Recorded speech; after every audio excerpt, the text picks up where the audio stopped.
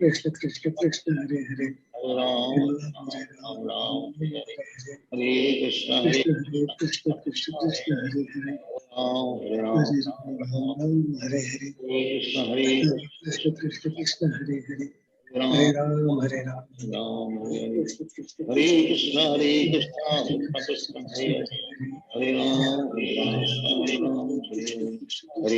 Hare Krishna Krishna Krishna Hare Hare Ram Hare Ram Hare Krishna Hare Krishna Krishna Krishna Hare Hare Hare Ram Ram Ram Hare Hare Hare Krishna Krishna Krishna Hare Hare Hare Ram Ram Hare Hare Hare Krishna Krishna Krishna Hare Hare Hare Ram Ram Ram Hare Krishna Krishna Krishna Krishna Krishna Krishna Hare Hare Ram Hare Ram Ram Ram Hare Hare Krishna Krishna Krishna Hare Hare Ram Ram Hare Hare Krishna Hare Krishna Hare Krishna Krishna Hare Hare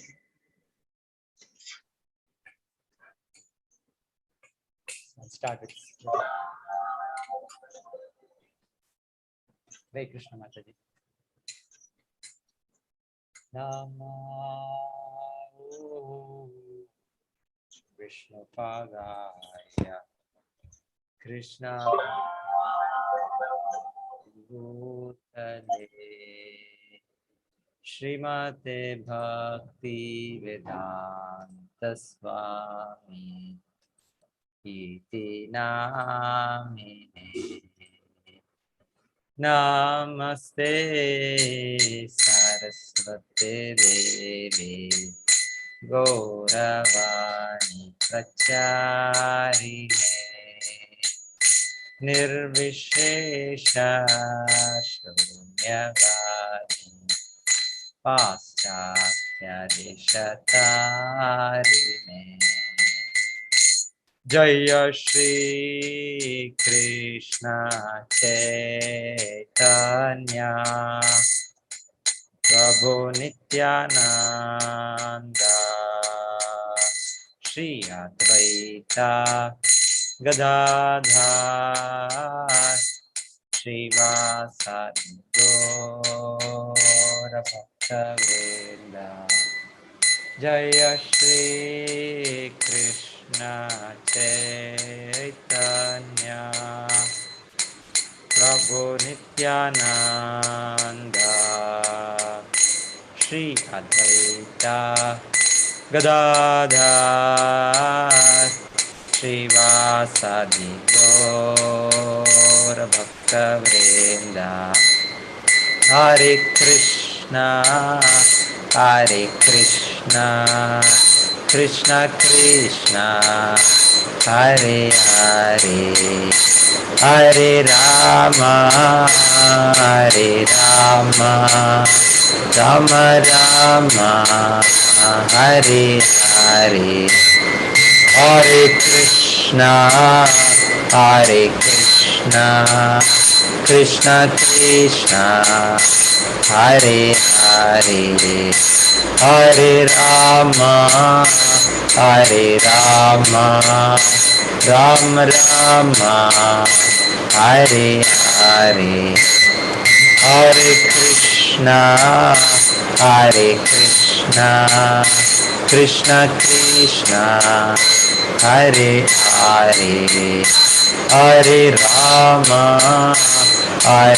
Rama Rama Rama Hare Hare Hare Krishna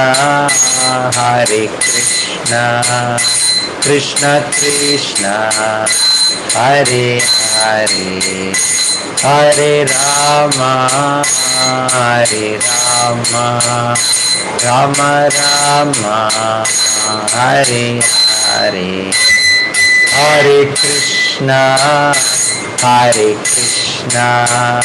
Krishna Krishna Hare Hare Hare Rama Rama Rama Hare Hare Hare Krishna Krishna Krishna Hare Hare Hare Rama Rama Rama Hare Hare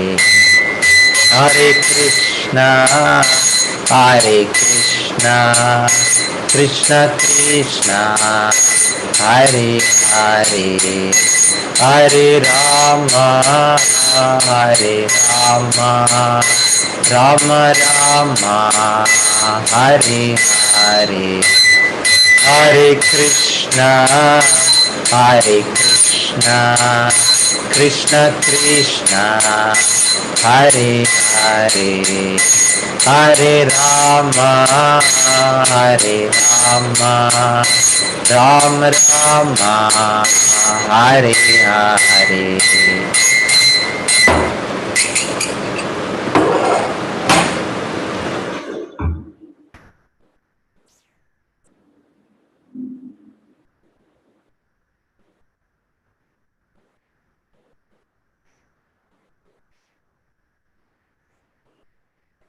Hare Krishna Prabhu ji.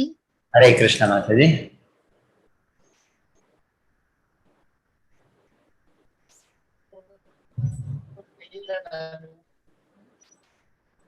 Yes, Mataji, we'll start. Hare Krishna, all devotees. So we are in the chapter number 4.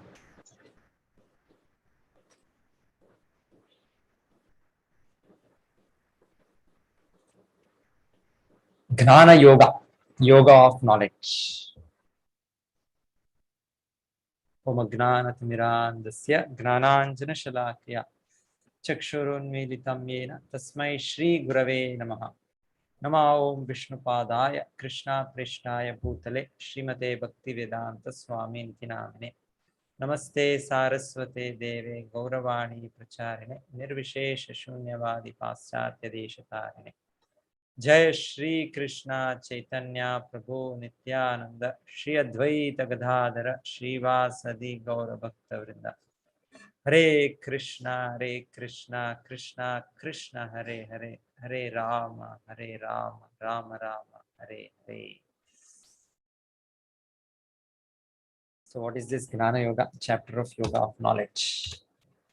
So this chapter we will come to understand the importance of Bhagavad Gita as it is. So Srila Prabhupada titled the Gita, which he gave the beautiful purport as Bhagavad Gita as it is, just to differentiate from so many editions of the Gita. Yes, so first of all, the Lord here explains the history of Bhagavad Gita.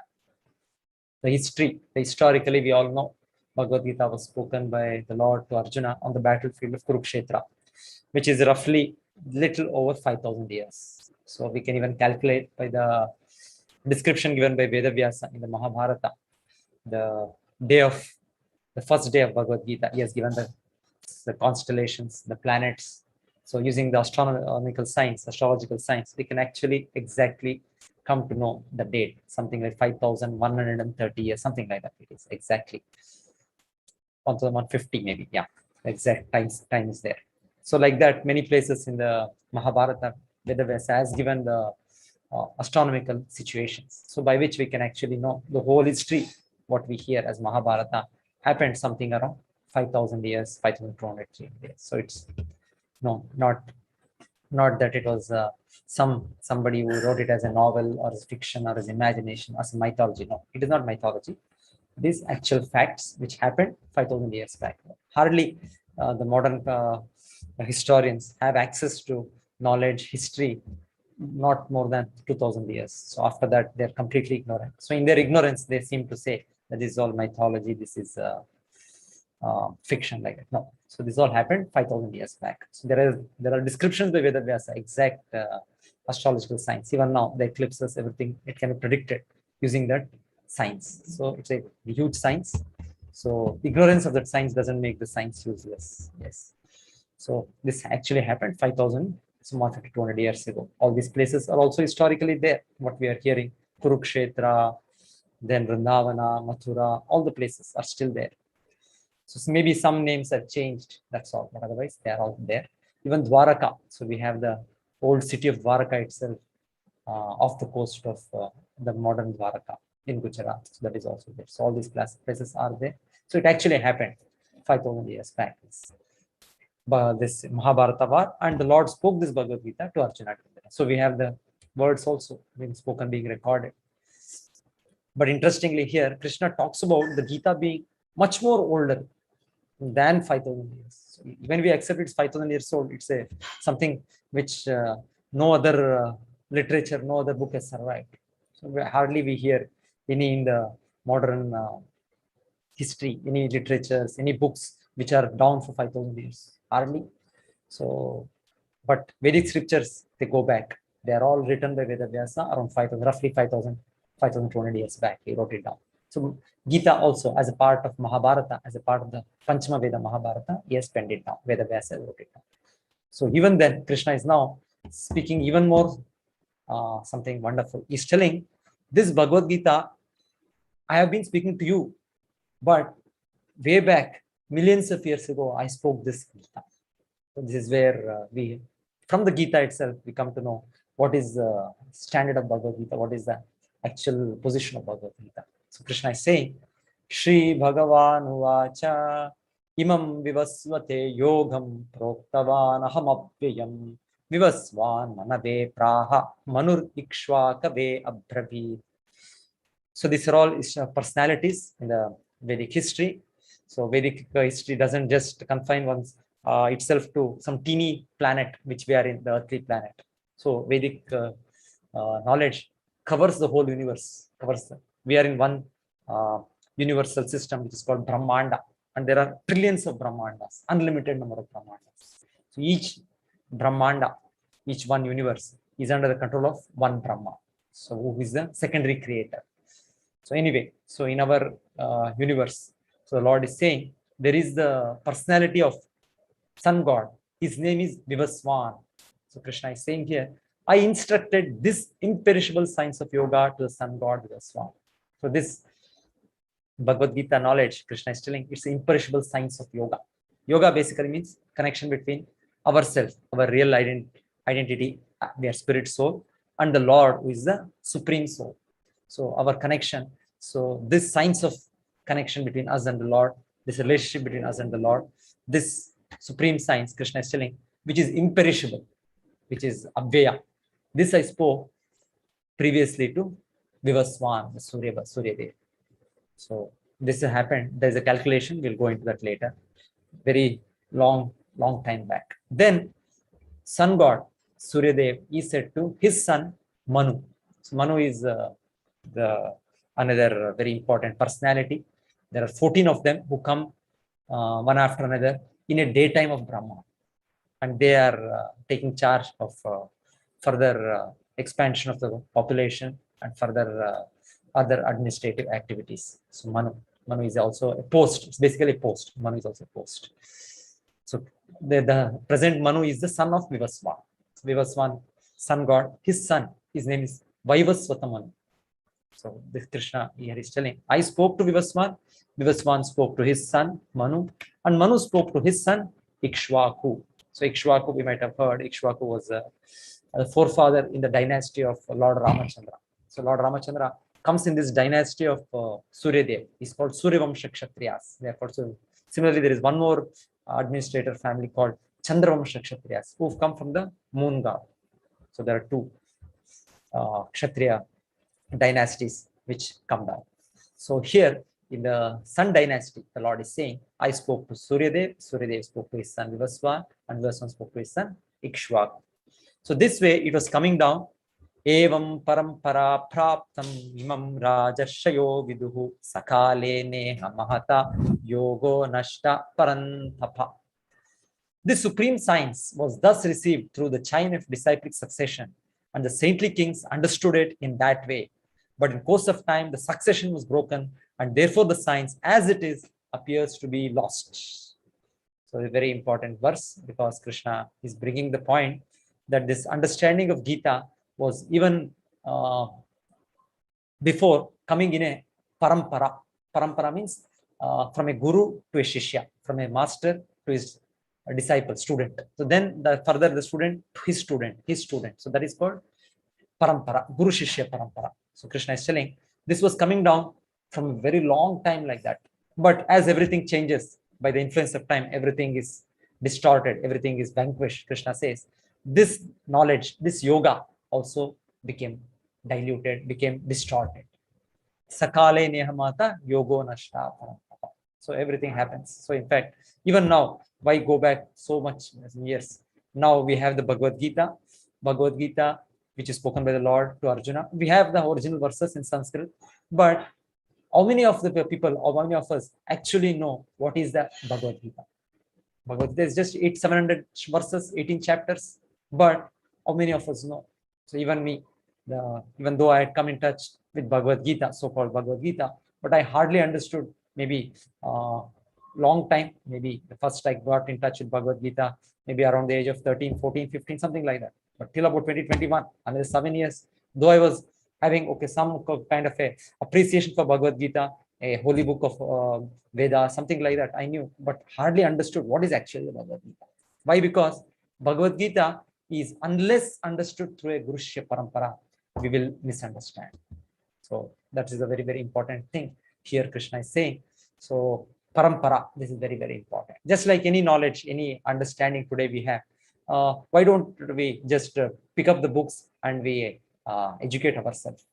Of course, one or two people can do that, but general processes we have to apply to a school, college, study the particular science under the learned professors, teachers there. So this is even for material knowledge. So now we are talking about spiritual knowledge, the ultimate knowledge. So don't we need any teacher, any guru, any spiritual master? So Krishna is giving us very important lesson here, that parampara. Evam parampara praptam imam rajarsha vidu. So these people, they were not ordinary people. They were all rajarshi. Rajarshi means saintly kings. So they were kings, but were actually very, very saintly in nature, and they were doing their duties very, very responsibly. So they understood this knowledge of Bhagavad Gita. Then they saw that the citizens under them also understood. So if the kings can understand, if the administrators can understand, definitely it is within their powers to make everybody understand, to make everybody follow. So it was like that previously, the Vedic times, it was coming down. But over time, it has got diluted, it has got lost. So similar situation today, the Gita, we have hundreds of editions, we have hundreds of commentaries. So each commentary seems to explain a different way. Somebody says Bhagavad Gita is a very great book of somebody trying to counsel another person, like a psychiatrist counsels the patient. The patient goes with some depression, something, so he counsels him. So like that, they say, somebody says it is like that. Somebody says, oh, Bhagavad Gita is the body is referring to the Kurukshetra is referring to the body, and the good is referring to the Pandavas are referring to the good things, and the Pandavas refer to bad things. So there is always a fight between good and bad. Okay, it is nice to hear the allegory, but what is the real thing of the Bhagavad Gita, real theme of the Bhagavad Gita? If you forget that, if you don't understand the historical context in what Bhagavad Gita was spoken, a real-time situation, a situation of life and death, the war situation between the Pandavas and Kauravas, if we don't understand and we just go into some allegory, some kind of a this one, and think that finally Bhagavad Gita's message is Ahimsa. That is how one famous interpreter says the Ahimsa is the main message of Bhagavad Gita. No, Arjuna is being encouraged to fight, to do his duty as a warrior. So he is required. Violence is also required at times. So Krishna, the actual message, original message, is being distorted by so many popular, so many leaders who are writing commentaries. So that is where the importance lies in the Gita coming in a Guru Shishya Parampara. So then the Lord says, Sa evayam mayate adya yoga proktaha puratanaha bhaktosime sakha cheti rahasyami etu uttamam. So the same old knowledge, what I spoke before to Suryadev, Suryadev spoke to his son Manu, Manu spoke to his son Ikshvaku, and it was coming down in a Rajarshi Parampara. The same thing I am speaking to you, Arjuna. Why I am speaking to you, Arjuna? Because you are Bhaktosime, you are my devotee. So the very important characteristic is, as a devotee, we become very humble. We take our subordinate position in front of the Lord, and then we try to understand Bhagavad Gita. So if we think, no, I can understand by my own capacity, by my own strength, by my own intelligence, so it is not the proper attitude in understanding Bhagavad Gita. So Arjuna, being humble, being aware of his actual position, is a real student who can understand. So Krishna is telling, this mystery, rahasya, you can understand. So I am again re-speaking the whole Bhagavad Gita through you, starting the fresh parampara. So the fresh parampara, through Arjuna, it starts off.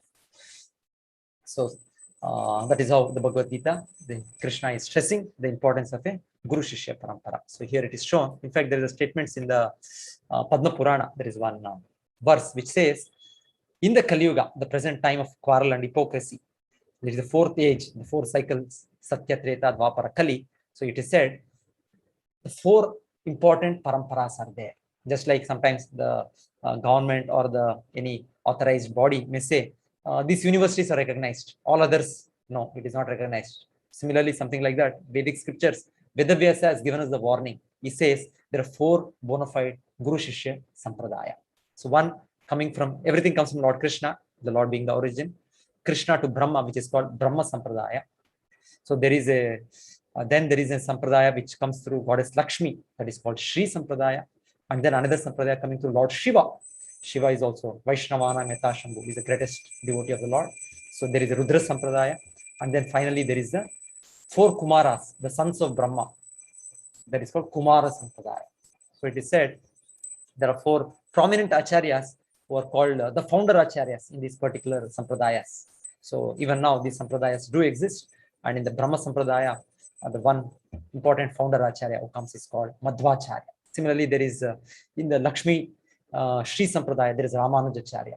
So as a founder acharya in these four sampradayas, they gave us the main essence, main rules and regulations, and they gave the main philosophy, gave the main books. So in the Sampradaya, when we see whatever the practices the followers are following, they mainly follow these four acharyas. So there are in their Kurushya Parampara a lot of acharyas. And Srila Prabhupada, being the founder acharya of International Society of Krishna Consciousness, Srila Prabhupada is coming in the line of Lord Chaitanya. So 12th in the line, Srila Prabhupada, and Chaitanya Mahaprabhu comes in the same parampara of Madhvacharya. So Madhvacharya comes the parampara from Krishna to Brahma, Brahma to Narada, Narada to Vedavyasa, Vedavyasa to next disciple is Madhvacharya. Then comes Madhavendra Puri, no, Akshob, Narahari Tirtha, Akshobhya Tirtha, so many great acharyas are there. Then coming to Madhavendra Puri, Ishwara Puri, Sri Chaitanya Mahaprabhu, the Goswamis, it comes down like that. So the importance of parampara in the Gita itself, the Lord has spoken. Because standard knowledge, Bhagavad Gita, there is nothing like us to discover anything. It's the same old knowledge, but the way we can understand, the way we can follow practically. So the essence is not changed. There is no change. It is as it is. That is why this parampara is very, very important. So our point is at this time, whoever is writing this Bhagavad Gita commentary or whoever is trying to explain this Bhagavad Gita, immediately we should check whether the person has received this knowledge, has got this knowledge in a Guru Shishya Parampara. If he says, no, I am a big Pandit, I am a Sanskrit scholar, I know the language very nicely, I can nicely use the grammatical skills, whatever I've learned, and explain each words. Okay, that's very nice. You are very intelligent, but that is not the way to understand Bhagavad Gita. Bhagavad Gita is not a book. It's like by your own philosophical understanding, by your own grammatical skills that we can understand. No, we will end up misunderstanding it. That is why the system of parampara, sampradaya is mentioned by the Lord, and it is upheld by the Lord here. So he says, Arjuna, you are my devotee, you can understand. So you continue this parampara. So the Lord spoke these words in the first 3 verses.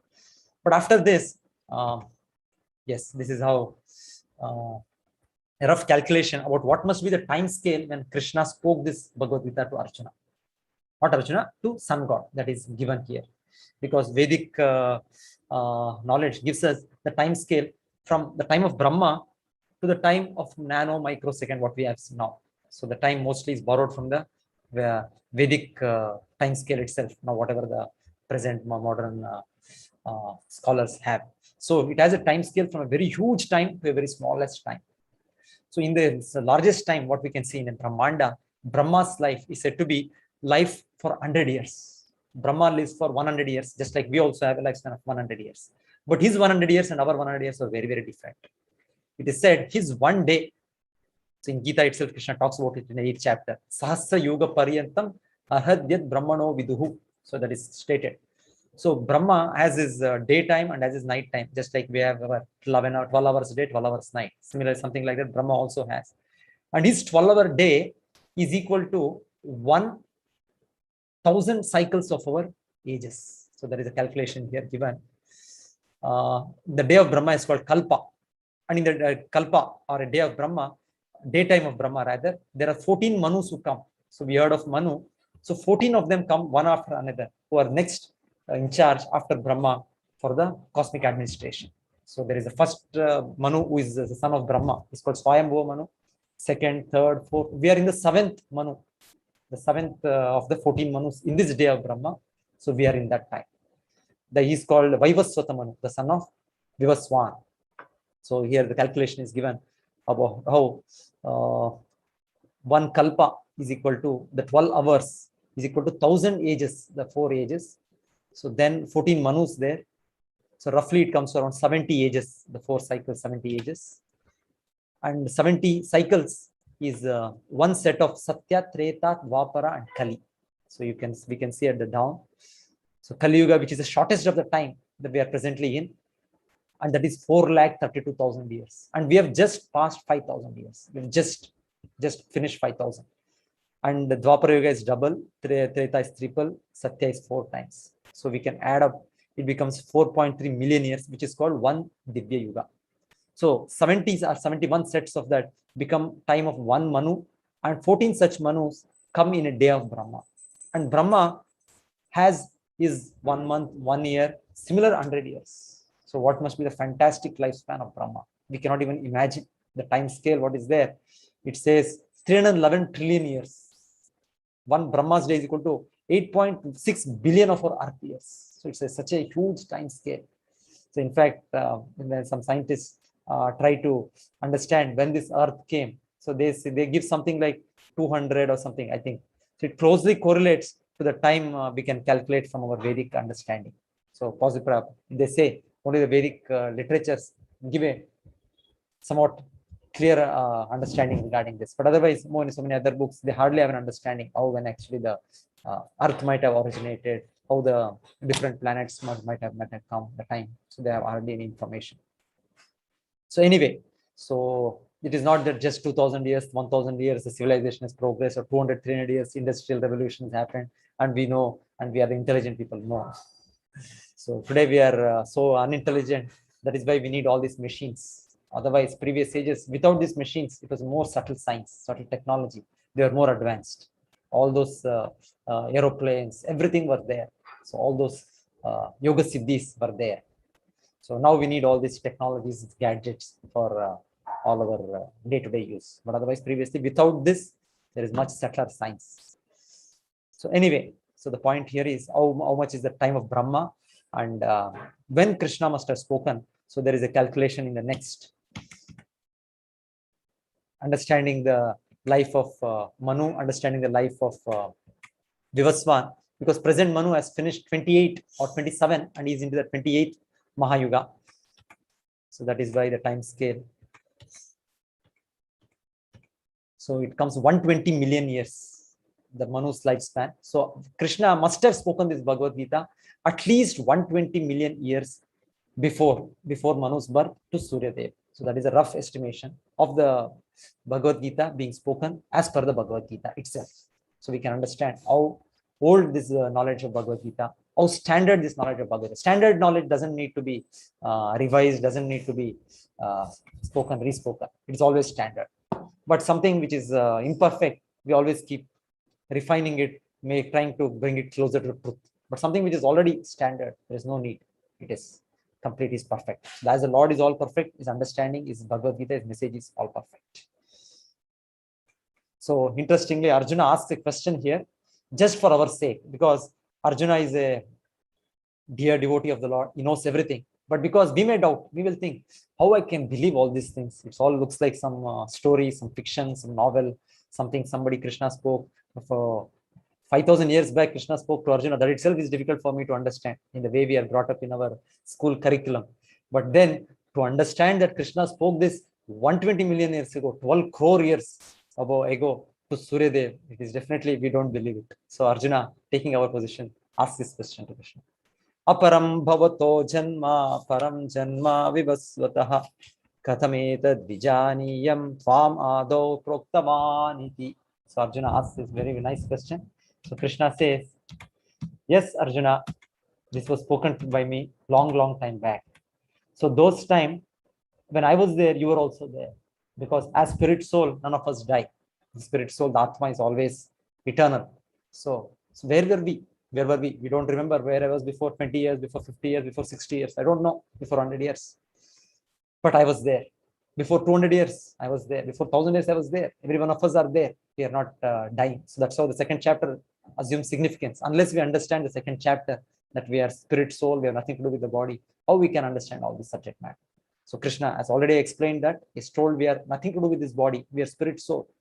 So for Arjuna, Krishna is telling, Bahuni me vyatitani janmani tavacha Arjuna aham veda sarvani tvam na veta parantapa. Many births have you and I passed. I can remember all of them, but you do not, O subduer of the enemy. So the Lord and the Arjuna being his constant friend, constant associate, is also coming every time Krishna comes. Just like when Krishna spoke to this Bhagavad Gita to Vivaswan, the Suryadev, Arjuna was also there. So Krishna is telling that point. You are also there, but you do not remember. So that is the difference between Krishna and us. Krishna, because he's the Supreme Lord, he remembers everything. We, because we are a tiny part and parcel of the Lord, we forget. We forget even, let alone previous life, what I will remember regarding this life. Even this life, what going to childhood, even if you were to ask me what I did 1 year back, I don't remember. If you were to ask me 1 month back what I did, I don't remember. Even if you ask me what exactly I was doing 2-3 days back, what exactly my thoughts were, what exactly my actions were, most of it I have forgotten. So this way, we hardly remember our activities. Our remembrance, our capacities are so limited. So in this way, how we can understand all this knowledge, all these things. So Krishna is telling, he being the Supreme Lord, he remembers everything. So that now Krishna will explain the difference between himself and us. Ajo pisan abhyayatma bhutanam ishvaro pisan prakritim swamadhishtaya sambhavam yatma mayaya. Although I am unborn and my transcendental body never deteriorates, although I am the Lord of all sentient beings, I still appear in every millennium in my original transcendental form. So Krishna, whenever he comes, just like here, we see the photograph, Krishna, the beautiful painting. Krishna was taking birth. His father Vasudeva is there, his mother Devaki are there. So Krishna, first of all, appeared as a four-armed Narayana. So here Krishna showed his form as Narayana, Chaturbhuja Narayana. Then we have in the Bhagavatam, the beautiful prayers by Vasudeva and Devaki. Then after that, the Lord orders them, take me to Vrindavan. And he becomes the small baby form of Krishna. So that's what we are seeing here, Krishna. So Krishna's form is completely spiritual, completely transcendental. It is not the form as we are made up of the Panchabhutas, of what are the material energy that we are in. Krishna's body is Satchidananda. Ishvaraha Parama Krishna Satchit Ananda Vigraha Anadiradir Govinda Sarva Karana Karanam. Just like our body is made up of whatever we say, flesh, bones, skin, or we say carbon, nitrogen, water, oxygen, whatever we may say in whichever way. But Krishna's body is not made up of all these things. Krishna's body is made up of spirit. Just like Atma is spiritual, it has nothing to do with the material constituents. Krishna's body itself is Vigraha, his form itself is spiritual. It is said it is Satchit Ananda, which is eternal, it is completely conscious and completely full of bliss. So that is the properties of Krishna's body. And his Vigraha, he has a form. His form is not like our material form. It is not limited by time, by space, by whatever we think. So it is said Krishna's various bodily parts can do the function of anything else. So we can only taste with our tongue, we can only see with our eye, but for the Lord, it is unlimited. When Krishna can eat with his eyes, Krishna can see with his tongue, Krishna can create with his vision, and just by his will, by wish, he can create. So Krishna is called Satya Sankalpa. So everything about him is a mystery. He's called Yogeshwara, the supreme mystic. So Krishna is trying to explain to us his supreme position, the understanding about himself, the Lord himself. He's telling, I am the supreme controller, Ishvaro Pisan, but still I come down in my original form. So Krishna comes down again and again. Why Krishna comes? That Krishna explains now. Why and when Krishna comes. Yada yada hi dharmasya glanir bhavati bharata abhyuttanam adharmasya tadatmanam sujamyaham paritranaya sadhuna vinashaya dushkritam dharma samsthapanarthaya sambhavami yuge yuge. Actually, it is said the Lord doesn't have to come for all these purposes. Though Krishna is telling, these are called external reasons of Krishna's appearance. There is something called external, something called internal or confidential. So Krishna's original purpose, why Krishna comes, is for purpose of saving Devaki and Vasudeva. Like here we see Kamsa is trying to kill Devaki. So Devaki is a recognized pure devotee of the Lord. Vasudeva is also recognized pure devotee of the Lord. Previous time, there were personalities called Prishni and Sutapa in a very, very long time back. So they were ordered by Brahma to create progeny. So that time they undertook severe tapasya and they had prayed for the Lord. So Krishna had appeared before them as Narayana. That's why Krishna again appears here as Narayana. And Krishna had promised them that time, I will come as your son thrice. The first time he became their son called Prishni Garbha. Second time he became Vamanadeva as the son of Aditi and Kashyapa. The same, again, they took birth as Vasudeva and Devaki. The Lord came as Krishna. So it is actually for their prayers that Krishna comes. It is not for killing these demons. For Kamsa, Krishna has to come. Because Krishna's material energy, Maya, is so powerful. Just like we have something which came, a small virus. So many around the world, we are all 1 or 2 years now. Everybody, the first wave, many people thought, okay, whatever it is, it doesn't exist, or it is something. But at least second wave, everybody got some kind of a shock. Correct. So material energy is very, very powerful. Whichever way it can come as a earthquake, it can come as a volcano, it can come as a flood, whatever different or some epidemic, or so many ways. Material energy is powerful to wipe out the demons. Krishna actually comes for the sake of his devotees, particularly the form of Krishna. In other forms, of course, Krishna does many other activities as Lord Narsimha, Lord Varaha, but particularly Krishna form, it is for the purpose of his devotees. But side by side, whenever he has come, he also takes up the work of killing the demons. That is also said to be another expansion of Krishna, called the Vasudeva expansion, who does that. But otherwise, in the original Krishna form, it is said Krishna does only pure devotion, he reciprocates the pure devotion feelings of his devotees. Yes, and Krishna says here, Yada yadahi dharmasya glanir bhavati bharata abhyuttanam adasmit tadatmanam sujamyaham paritranaya sadhunam vinashaya drishritam dharma samsthapanarthaya sambhavami yuge yuge. So yuge yuge, that is also another statement by the Lord. So he's telling very clearly that he comes every age, every cycle. So Satya, Treta, Dvapara, Kali. So Krishna keeps coming. And he comes down even in Kali Yuga. So in Kali Yuga, the indication from the Srimad Bhagavatam, from various other Vedic literatures, is that the Yugavatara for Kali Yuga is Sri Krishna Chaitanya or Sri Chaitanya Mahaprabhu, who has inaugurated this chanting of the Mahamantra. Kalau Sankirtana Arambe Bhavishyami Shachi Sutaha. So there are so many statements in the Vedic scriptures which clearly give the indication about the Lord's name, about the Lord's father, mother, Lord's taking which birthplace, what are his activities, what time of Kali Yuga he will come, so how much duration, everything, so many details. So any incarnation is already predicted in the Vedic scriptures. So this is also there, very, very important point. Not that we can accept anybody and everybody as an avatar, as an incarnation. No. So this is all come about because many times people think I and Lord are same, the Jivatma, Paramatma are same. No. We are in quality one with the Lord, but in quantity we are different from the Lord. So the Lord can remember, can do such activities. Can I say that I spoke this Bhagavad Gita to Surya Dev millions of years ago? If I say like that, so everybody will tell me I'm a madman. Krishna can say that because he is the Supreme Lord. And it is not only said by him, it is accepted by all the great spiritual authorities, the spiritual professors, Shankaracharya, Madhvacharya, Ramanujacharya, Vedavyasa. So they all accepted, yes, whatever Krishna is saying in the Bhagavad Gita, that is 100%, 100% true. They never said, oh, Krishna is speaking something here, imagination. No, they never said that. They said whatever is spoken, every word, every line of Bhagavad Gita is correct. They all accepted. So following their footsteps, even though we may not immediately have the capacity to understand, accept everything, following the footsteps, let us accept these statements by Krishna. So Krishna is Supreme Lord, and he comes down as an incarnation. So there is a great difference between so-called incarnations we create and the actual incarnation of the Lord. So Krishna does such superhuman, wonderful activities, so which nobody else can do. Yes. So that's a very important thing. Verse again, the Lord says, Janma karma chame divyam evam yo vetti tattvataha tyaktva deham punarjanma naiti mameti so Arjuna. So that's why we celebrate all the appearances of the Lord.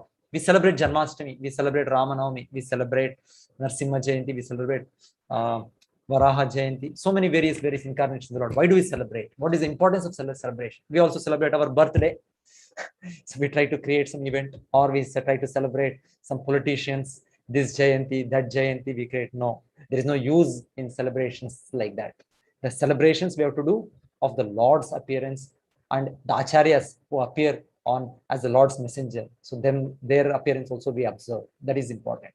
So why it is important? Because their coming is not for the activities like we have come. We have appeared forced by our karma.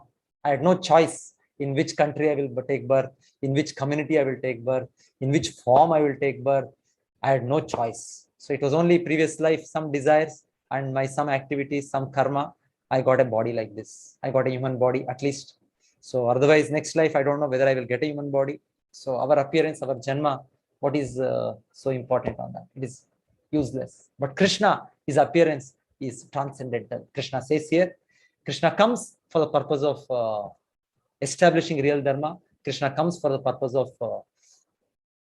showing the real path of devotional service. So Krishna, when he appears, he shows his beautiful pastimes, just like here we see wonderful pastime when Krishna is being bound by his mother. This is going to start in the coming month. We have the 4th month of the Chaturmasya, which is called the Kartik month. So it's a very special month wherein this one particular pastime, Krishna's many pastimes, but this particular pastime also happened during this Kartik month, wherein Lord Krishna, first of all, in a very naughty mood, he went to his mother asking for some milk, and mother started feeding him milk. But later she realized that there is a boiling milk which is coming over. So she rushed. So for Krishna service only, she wants to see that there is my milk doesn't get wasted and whatever. But Krishna, as a small child, naughty boy, he thought, what is this? My mother didn't feed me properly. She left me like this. So he ran away from there. Somewhere he was trying to feed some monkeys with some butter and all that. So mother saw, Yashoda, what is this? Krishna is so naughty and already so many complaints are there. So let me correct him. So as a mother takes care of the child. So she tried to catch him, but she cannot catch. She's running. Krishna cannot be caught. Who can catch Krishna? It is said, Pantastu koti shatavatsara sampragamyo vayo rathapi manaso muni pungavana sopyastyat prapadasinya avichintya tatve govindamadi purusham tamaham vajami. Govinda, Krishna, to understand him by even great thinkers, great philosophers who can speculate, who can think.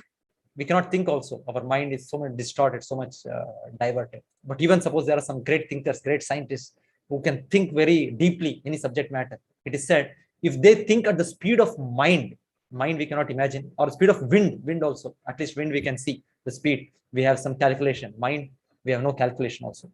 Immediately we can remember some place where we had gone and we can have that experience. Anyway, mano, so mind and wind.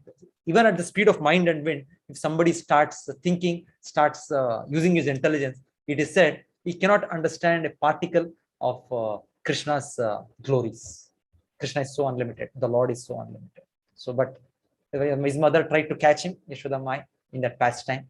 Finally, Krishna agreed to be bound by his mother, and that's how this roller, she has tied him.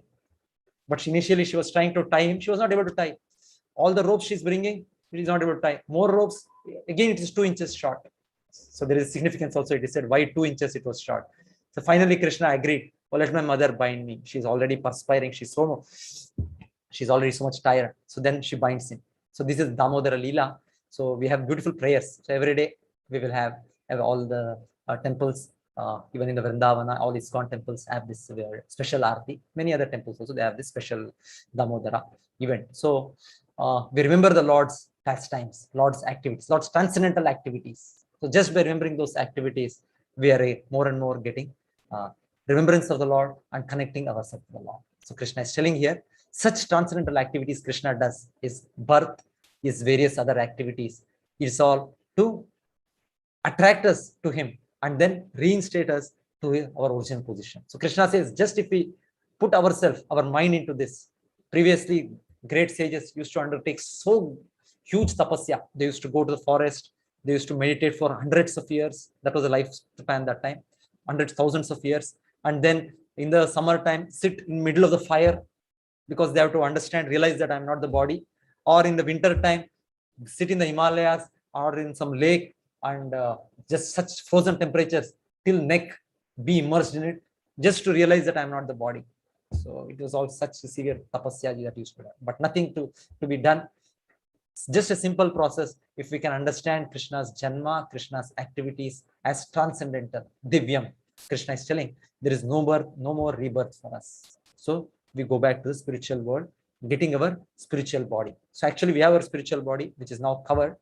But now if we can realize Krishna, if we can understand our connection with Krishna, we will go back. That is the actual purpose of Krishna's appearance, Krishna's various activities.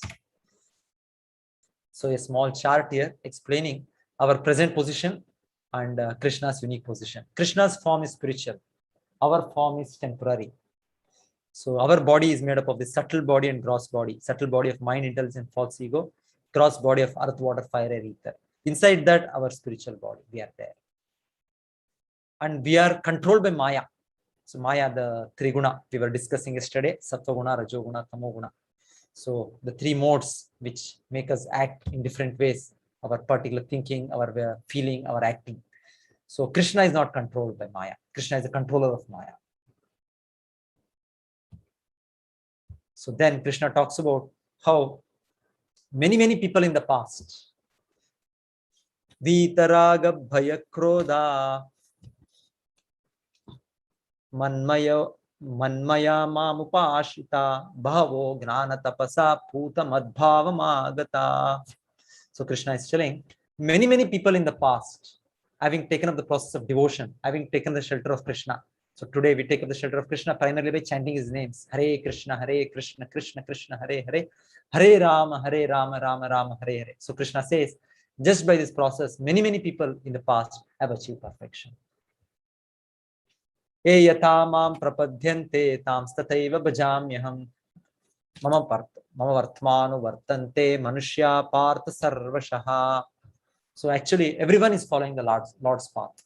So finally, whatever we may desire, whatever we are struggling for, is finally sanctioned by the Lord. Not a blade of grass moves without Lord's sanction. So whatever anybody may be getting by his own attempt or whatever, finally the Lord has to sanction. So it is not that we work hard and we get things. No, we may not get it. There are so many people who are working hard, but everybody doesn't become Bill Gates. Everybody doesn't become so successful. There are more people who are much more intelligent than them, but somehow why that particular person in the particular point of time is more successful like that. So it is not like that. Finally, the Lord's sanction is required. Depending on our desires, depending on our activities of the past, our results come. So Krishna is telling here very clearly, I am the person who is giving. So for everybody, even a person wanting material things, or a person wanting knowledge, gnani, or a person wanting yogic perfection, a spiritualist, or a devotee who wants to relate with the Lord out of pure love. So Krishna is telling, I am the one who reward them accordingly as per their desires, as per their deserving activities. So even in a devotional service, there is 5 ways we relate with the Lord. Shanta, Dasya, Sakya, Vatsalya. This is what is shown. So Krishna reciprocates to his devotees as per their love, as per their intensity of love. Krishna reciprocates. So then the Lord talks about the Devatas. The Devatas, last chapter also we heard about the Yagna. So here again Krishna is telling, men in this world desire success in fruitive activities and therefore they worship the Devatas. Quickly, of course, men get results from fruitive work in this world. So they are delegated officers who can award us the material results. So they are in charge of various necessities of life. They can do that. But this is not in complete knowledge, because finally the Lord is the giver. The Lord is the sanctioner. So Devatas have to ask permission from the Lord and they give. But many times the blessing is not advantageous for us. Just like Ravana got the blessing, but finally it became a curse for him. Or even Hiranyakashipu got a blessing, but what happened? It became a curse for him because he became so proud. He misused the power. So that way, we may get the blessing from the Devatas. So it is not the real blessing. So real blessing actually the Lord gives, because Lord as Supreme Father knows what is good and what is bad. So it is better to always root through the Lord, not take a shortcut through the Devatas. So another important shloka in this verse, Krishna says, Chaturvarnyam maya srishtam gunakarma vibhagashaha tasya kartaram apimam vidya kartaram avyayam. So the four classes of men, Brahmana, Kshatriya, Vaishya, Shudra, or rather intellectual person, administrator, the Vaishya or productive person, and then the labor class of person. So Krishna is telling, I am the creator. So this natural division is present everywhere. Somebody is working as an intellectual, somebody is working as an administrator, statesman, somebody is working as a businessman, somebody is working industrialist, somebody is working as a worker. It is already there, everywhere it is there. But more scientific system is if it is based on one's quality. So Krishna is giving the point guna. It's not just birth. Previously, it was not never by birth, but it is a distorted system which led to the fall of the Vedic culture.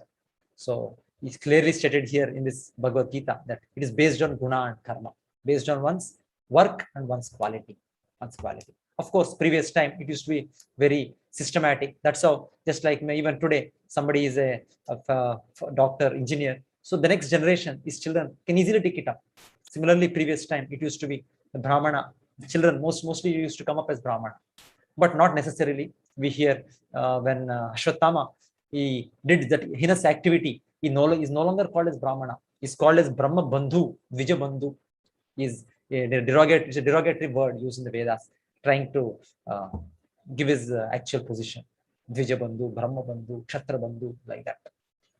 So the Brahmana, the qualities of Brahmana are listed in the Gita in the 18th chapter. So we'll see there. So Krishna is telling here, I have created this system, but this is based on guna and karma. It's a very scientific system.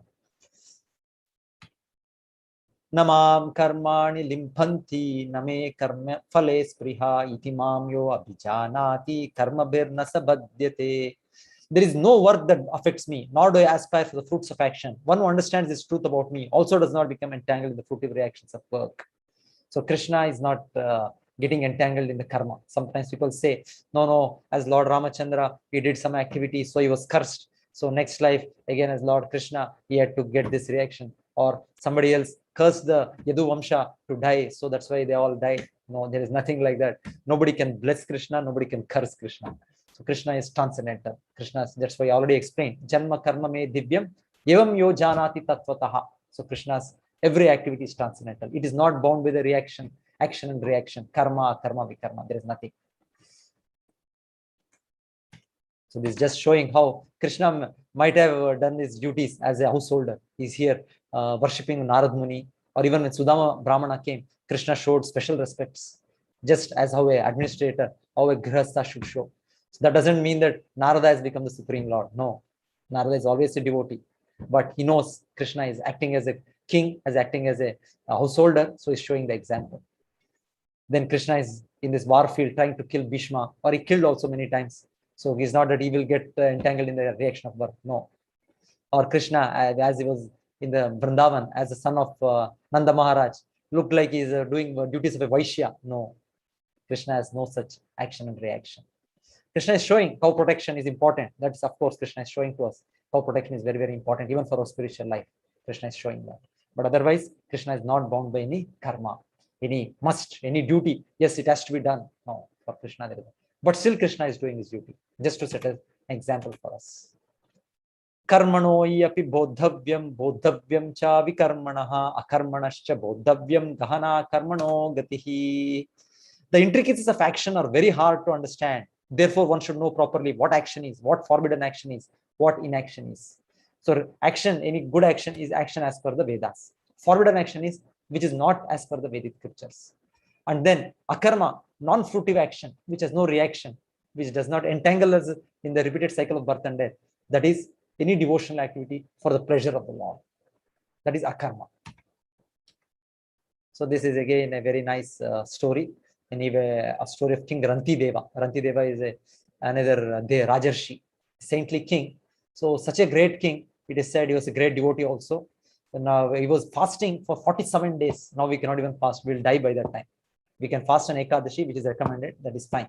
But otherwise, these also tapasyas are not advised for us. But Rantideva, a great king, a pure devotee, was doing that. And it is said to test his tolerance, his forbearance. The Devatas came. Brahma, Shiva, Indra, they came in disguise. So they came at a time when he was about to break his fast. After 47 days of fasting, he's wanting to break the fast.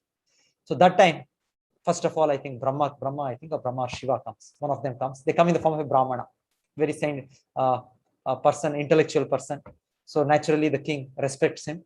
And then he says, kindly accept this food. So he gives half of his food to him. He has already not eaten for so many days. Still he gives. So then he comes and goes away. Then again, I think the next Devata comes. He comes in the form of a Shudra, a person doing other menial jobs. So then the king again sees, oh, he's also part and parcel of the Lord, the Jivatma. The Lord is present in his heart as Paramatma. So he again gives the rest of the food or something like that. Just some water was there.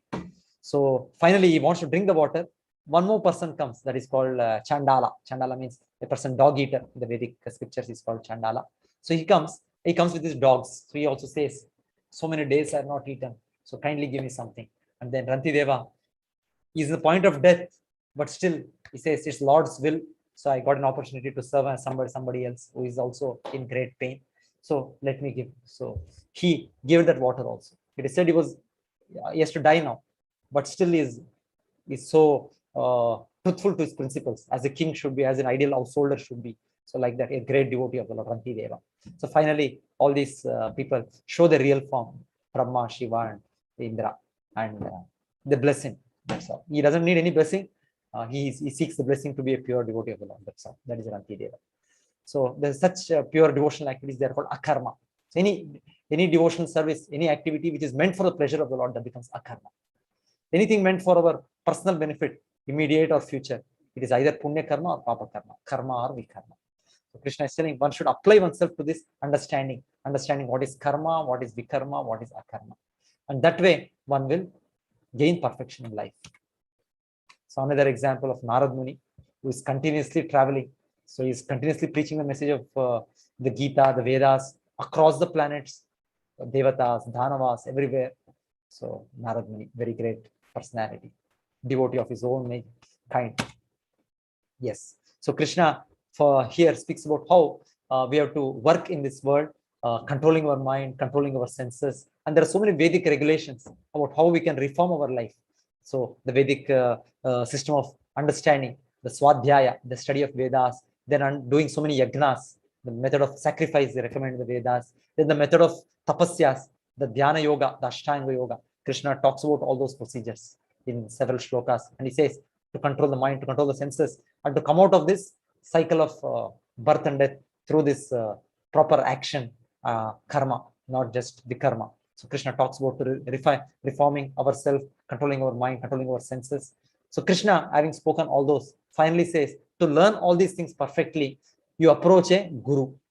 Tadvidhi pranipatena pariprashnena sevaya upadekshanti te gnanam gnaninas tattvadarshinaha. So the chapter started off how Gita is received in a Gurusha Parampara.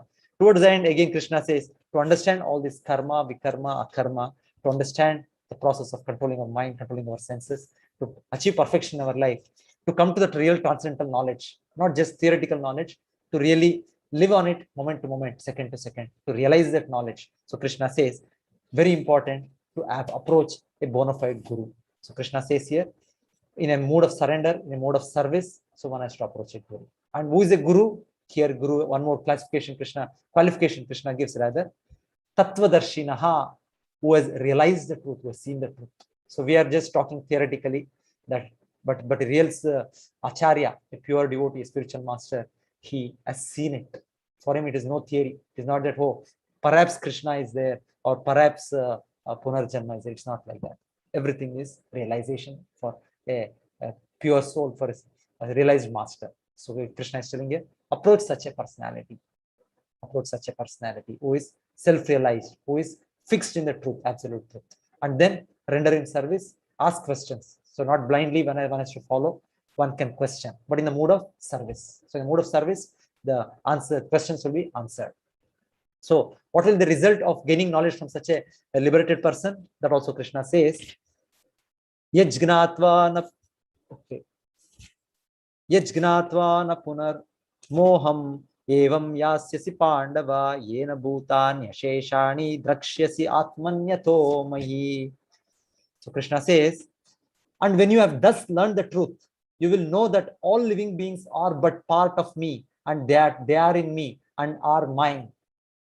Yena bhutanya sheshena drakshyanti atmani ato mahi. So very clearly Krishna says the perfect result of understanding, of getting knowledge from a real guru, is that one will understand everyone as a part and parcel of the Lord, and everybody is subordinate to the Lord, and the Lord is supreme. So this is actual knowledge of approaching a real guru.